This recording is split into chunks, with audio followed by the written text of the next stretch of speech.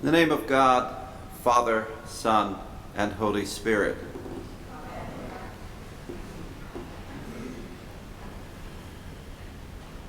Have I been with you all this time and you still do not know me?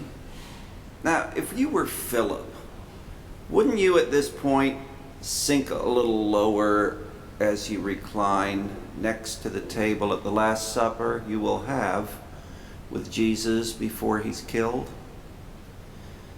But before you start feeling that you yourself would not have said something like, "Show us the Father and we'll be satisfied," consider that each one of us, no matter how strong our faith may be, at some point just wants some kind of revelation after which we can tell ourselves with certainty that our faith has been validated.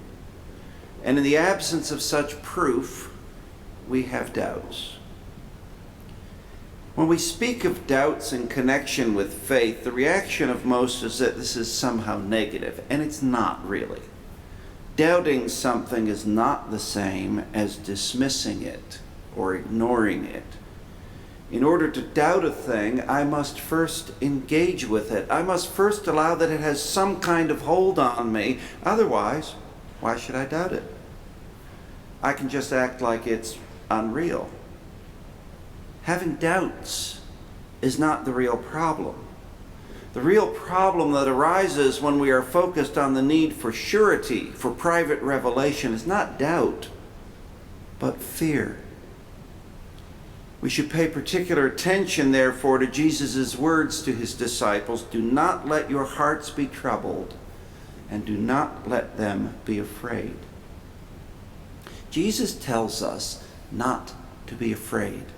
He says this right after he has said, "Peace I leave with you, my peace I give to you." And he says this right after promising the coming of the Holy Spirit. Now, in John's Gospel, Jesus tells his disciples that the Spirit will teach everything and remind them of his teaching and presence. In Luke's Gospel and in the Acts, Jesus promises that the disciples will be clothed with power and will become his witnesses when they have received this power. In other words, y'all, the disciples, us, will now act. You will now do the work of God. Jesus teaches this just before he ascends to the Father, and then Pentecost arrives and the Spirit descends upon all believers. Now, let's pay attention to that sequence, this sequence and equation of power. Jesus ascends to his Father, and then the Spirit is given to us.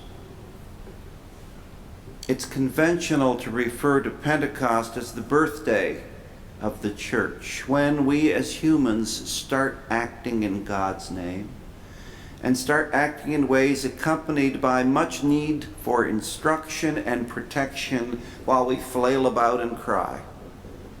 If we keep this concept of birthday in mind, it's but a short leap to then understand that the time period between Ascension and Pentecost is the birth process, a process accompanied by labor pains, and that is a process that continues. It would be nice, certainly, nice to stay warm and snugly within God's womb, but here we are, now thrust into the world as newborns. We cry, we have fears of things we cannot name. We just want to cling. We're demanding while we're yet afraid. In the case of a new child, what a parent does is first protect the child, but then progressively educate and equip the child that he or she may act on his or her own. And so it is with the church. We're birthed, and then God provides his Holy Spirit to educate and equip, to empower. What does this empowerment look like? What's it for? Let's look at the story of Pentecost. The disciples are all in one place. In other words, they're gathered together as the church. And Luke tells us, suddenly something happens. It's loud. There are flames. The people begin to speak. What do they say? Their speech is not unintelligible. They do not speak in tongues which require interpretation. They speak rather in languages that others understand. In the native languages of their listeners, they proclaim God's deeds of power. Notice what happens. The disciples gather in fulfillment of the promises they have made to Jesus and to each other. They then receive power from God. This power is manifested in ways that attract attention, the attention of others. And these others then receive testimony about who God is and what His will is.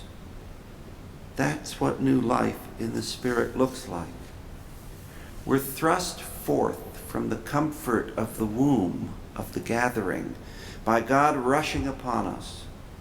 We're thrust forth to testify to others in ways that others will understand. What does this testimony involve?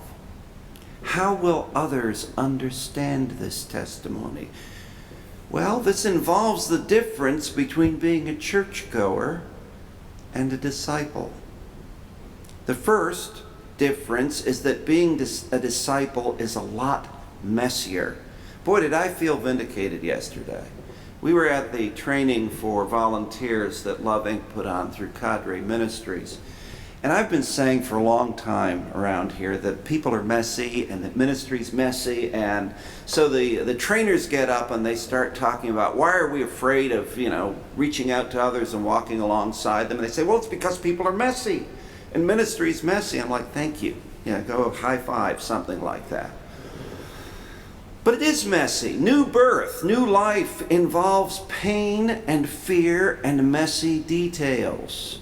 It's easier to just be a churchgoer, to clock in on Sundays, to meet with people I know, to seek to focus on what's special about the Sabbath, and then go back to the rest of my life.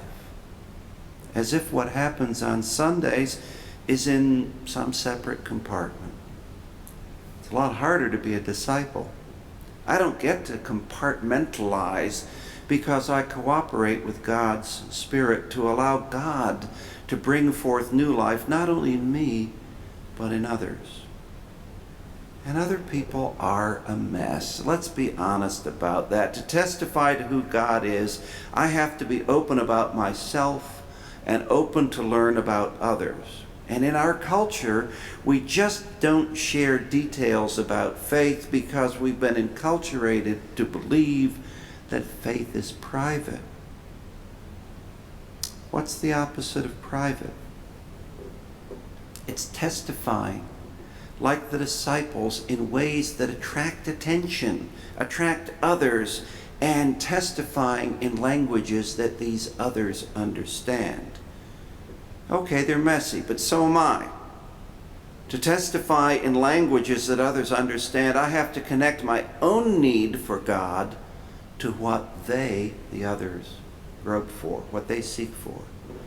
If I think I'm just okay, then anything I have to share with them will be in a foreign language they don't understand. I have to first recognize and share that I need God, that I'm not just okay. But when I do this, then I am clothed with the power Jesus promises, and I can connect with the ways others need God, the ways we all do. It's no longer about me, it's about God. Which brings us back to Philip. What does he say to Jesus? Lord, show us the Father, and we will be satisfied. In other words, let's keep this about us. Let's just be comfortable, gathered together, and grow in ways that make us feel better about ourselves. So when Jesus says, have I been with you all this time and you still do not know me? He's not just talking about, how he incarnates the fullness of God. He's saying, if you know me, you know that this is not just about you. It's not just about y'all gathered here. It's about how y'all will also do the works that I do, and in fact, will do greater works than these. We are called to greater works. We're empowered to do these works by the gift of the Holy Spirit. The process involves new life, which is messy. It involves sharing my own messiness in order that I may speak in a language that is recognizable to others. When I testify to God's acts of power, I do this most convincingly by sharing what God has done in my own life, how I've needed him. It's no longer private, but each time I share with others, I open myself for them to share with me, and for us to share together that God comes to us. Sharing is scary, and yet Jesus tells us not to be afraid. He tells us not to be afraid because he knows that the Holy Spirit will give us all the strength we need to do whatever God calls us to do. So share, testify, confident that in the midst of pain and mess, new life comes forth, new life will come forth. The newborn cries. The newborn cannot even name what is feared, and then God comes to the newborn and says, do not let your hearts be troubled, and do not let them be afraid. The Spirit will be with you forever. This is the Spirit of truth. You know him because he abides with you, and he will be in you. Thanks be to God.